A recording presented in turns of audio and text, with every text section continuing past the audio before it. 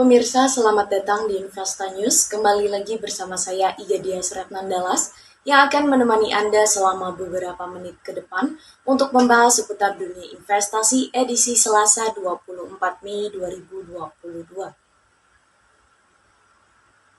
Berita pertama pada hari ini, indeks harga saham gabungan ditutup lesu pada perdagangan Senin 23 Mei, meski investor asing cenderung masuk. IHSG menutup perdagangan dengan melemah sebesar 1,12% atau 77,37 poin ke level 6.840,78. Indeks sempat menyentuh level tertinggi harian di 6.972,18 dan terendah di 6.802,71 sepanjang perdagangan. Sebanyak 19,85 miliar lembar saham diperdagangkan dengan nilai transaksi sebesar 14,7 triliun rupiah. Sektor teknologi turun paling dalam dengan koreksi 1,73% dan diikuti sektor barang konsumen primer yang juga melemah 1,31%. Saham PT Goto, Gojek, Tokopedia, PT Telkom Indonesia, PT Bank Rakyat Indonesia menjadi yang paling banyak diperdagangkan dengan nilai transaksi masing-masing 1,5 triliun rupiah, 810,2 miliar rupiah, dan 767,3 miliar rupiah. Investor asing cenderung masuk dengan net buy sebesar 154,05 miliar di seluruh pasar saham. Saham PT Bank Negara Indonesia menjadi yang paling banyak diborong asing dengan net buy 128,61 miliar rupiah. Lalu saham PT Bank Mandiri yang juga dibeli oleh asing sebesar 89,33 miliar rupiah dan saham PT Telkom Indonesia dengan net foreign buy 69,48 miliar rupiah. Di sisi lain, saham PT Bukit Asam dijual asing dengan net sell 114,28 miliar rupiah. Diikuti saham PT Bank Rakyat Indonesia yang dilego asing sebesar 101,67 miliar rupiah dan saham PT Aneka Tambang sebesar 68,42 miliar rupiah. IHSG belum mampu parkir di zona hijau, salah satunya dipicu oleh aksi jual di pasar modal Amerika Serikat setelah ekonom Goldman Sachs yang memperkirakan adanya kemungkinan 35% ekonomi Amerika Serikat akan memasuki resesi dalam 2 tahun ke depan. Sementara dari dalam negeri, pertemuan rapat Dewan Gubernur Bank Indonesia menjadi agenda yang dipantau pasar pada pekan ini. Berita selanjutnya datang dari proyeksi IHSG. Setelah menguat sepanjang pekan lalu, indeks harga saham gabungan tergelincir pada perdagangan Senin. IHSG melemah 1,12% ke level 6.840,77. Analis Binarta Sekuritas Ivan Rosanova menilai koreksi IHSG wajar, menimbang penguatan yang terjadi pada pekan lalu. Menurut Irfan, aksi profit taking dilakukan untuk mengamankan keuntungan jangka pendek. Ada peluang aksi profit taking yang berlanjut pada sesi pertama perdagangan Selasa 24 Mei mendatang. Tapi, ada pula potensi rebound sesi kedua. Ivan memprediksi IHSG di rentan support 6.741 dan resisten di 6.900. Equity analis Kanaka Hita Solvera Andika Cipta Labora juga melihat kenaikan agresif IHSG pekan lalu memicu aksi profit taking kemarin. Hitungan Andika IHSG berpotensi kembali melemah ke level 6.800 hingga 6.810 dengan resisten di 6.973. Kembali dibukanya ekspor CPO bisa menjadi katalis positif bagi emiten di sektor ini dan mendorong pergerakan pasar, pun dengan permintaan global serta harga batubara yang masih berada di level tinggi. Sementara itu, analis jasa utama Kapital Sekuritas Cheryl Tanuwijaya menilai bahwa pasar masih menantikan hasil rapat Dewan Gubernur Bank Indonesia dan FOMC. Karena itu, Cheryl memprediksi IHSG hari ini berpotensi terkoreksi. Investor menghindari resiko dulu sampai ada petunjuk lebih lanjut terkait normalisasi kebijakan moneter Amerika Serikat. Cheryl memprediksi IHSG bergerak di 6.700 hingga 6.900. Di tengah sejumlah sentimen itu, ia menyarankan membeli MLPL dan SILO dengan target harga masing-masing Rp190 dan Rp1.150. Andika memberikan rekomendasi buy MPPA, MLPL, BHME, BMHS, dan MYOR.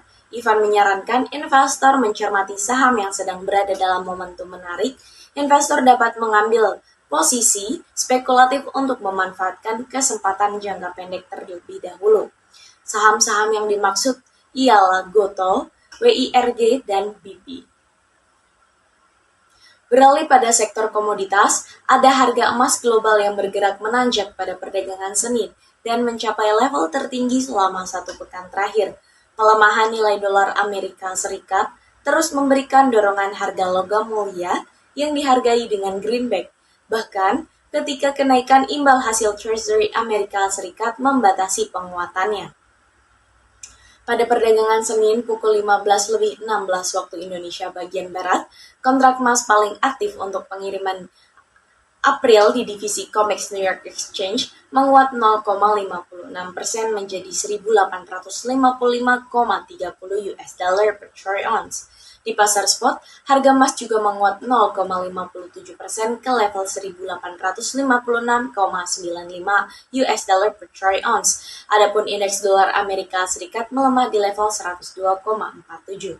Federal Reserve Amerika Serikat juga akan merilis risalah dari pertemuan terbaru yang dijadwalkan pada hari Rabu mendatang.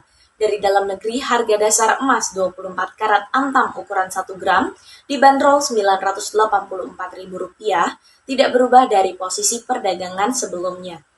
Harga buyback emas antam terpantau berada di level Rp870.000 per gram, tidak berubah dibandingkan dengan perdagangan sebelumnya. Selanjutnya pada sektor komoditas yang kedua ada harga minyak mentah dunia yang berbalik menguat pada perdagangan Senin petang. Adanya permintaan bahan bakar yang cukup kuat dari negara pawan Sam dan dibukanya kembali lockdown Shanghai, China menjadi pemicu utama kenaikan harga si emas hitam tersebut. Pada perdagangan Senin petang 23 Mei pukul 15.15 waktu Indonesia bagian Barat, harga minyak West Texas Intermediate untuk pengiriman Juni 2022 menguat 0,90% menjadi 111,30 US dollar per barel di New York Central Exchange. Harga minyak mentah Brent untuk pengiriman Juli 2022 juga menguat 0,86% menjadi 111,13 US dollar per barel di London ICE Futures Exchange. Permintaan bahan bakar di Amerika Serikat mengalami kenaikan karena musim puncak mengemudi di Amerika Serikat dimulai pada akhir pekan, Memorial Day atau pada akhir Mei, dan berakhir pada peringatan Hari Buruh Nasional pada bulan September mendatang. Sementara itu, otoritas Cina sedang berusaha melakukan pemulihan dari masa lockdown serta adanya pemangkasan suku bunga pinjaman guna melakukan pemulihan perekonomian. Hal itu memicu ekspektasi pasar bahwa permintaan bahan bakar dari negeri tirai bambu tersebut akan kembali pulih. Melemahnya nilai dolar juga memberi dorongan pada cairan hitam, karena itu membuat minyak mentah lebih murah bagi para pembeli yang memegang mata uang yang lainnya. Berita penutup kita pada pagi hari ini, ada rupiah yang masih dalam tekanan terhadap dolar Amerika Serikat pada Selasa. Fokus pasar tertuju pada hasil rapat Dewan Gubernur Bank Indonesia. Research and Education Coordinator Valburi Asia Futures Nanang Wahyudin berkata bahwa rupiah masih tertekan dan pasar menantikan hasil rapat Bank Indonesia.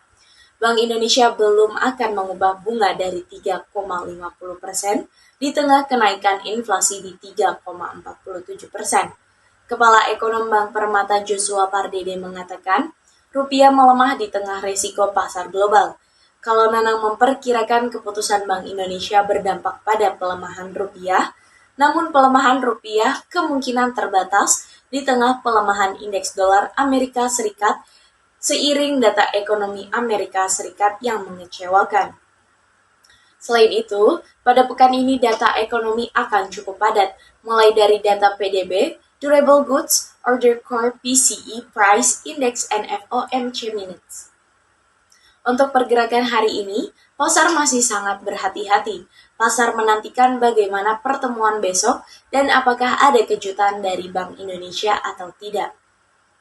Nanang mengatakan harapannya akan ada kejutan suku bunga yang pada bisa menguatkan rupiah untuk kembali bergerak di bawah 14.600 rupiah. Nanang memprediksi rupiah pada Selasa ini bergerak di kisaran 14.620 hingga 14.700 rupiah. Sementara Joshua 14.625 hingga 14.725 rupiah. Senin di pasar spot rupiah melemah 0,2% ke 14.672 rupiah dan kurs Cisdor juga turun 0,02% ke posisi 14.665 rupiah. Berita tersebut menjadi berita penutup kita pada perjumpaan pagi kali ini. Saya Gadia Sretnandalas pamit undur diri, sampai jumpa.